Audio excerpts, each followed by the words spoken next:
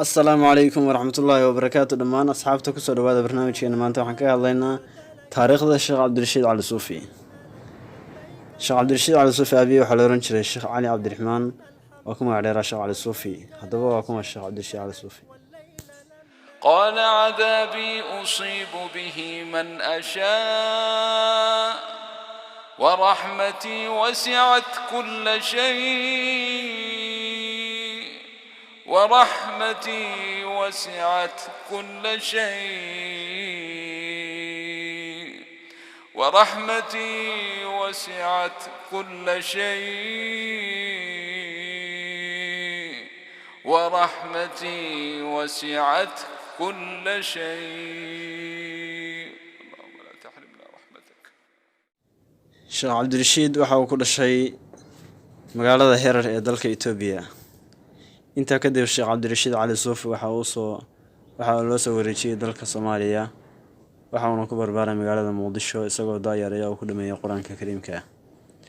waxaana dadaal badan ku bixiyay aabihiis oo caan ku ahaa barista Quraanka Kariimka gaar ahaan geyga Soomaaliyeed magaalada Muqdisho intaa ka bacdi sheekh cabdirashiid cali suufi waxa uu dugsiga sare ee jaamacadda ku soo qaatay dalka Masar gaar ahaan jaamacadda Al-Azhar waxaanu ka bartay cilmiga qiraa'adka Quraanka ee tobanka kaasi oo hadda caan ku yahay qaari Soomaaliyeed oo ku nool dalka Qatar. Sheekh Cabdirashiid waa aabba dhalay 16 carruur ah waa qaariga koowaad ee Soomaaliyeed haddaba miyaysan mudnayn inaan dhalinyarteenu ku dayato sheekhaas oo tusaale noo noqdo. intaasaan ku soo gabagabeynayaa taariikhda qaariga Soomaaliyeed Sheekh Cabdirashiid Cali Suufi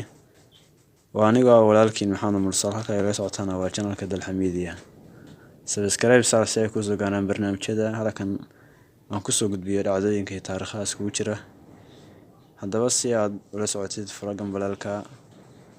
كنا صابين إلهنا ما أعدلك مليك كل من ملك لبيك قد لبيت لك لبيك إن الحمد لك والملك لا شريك لك والليل لا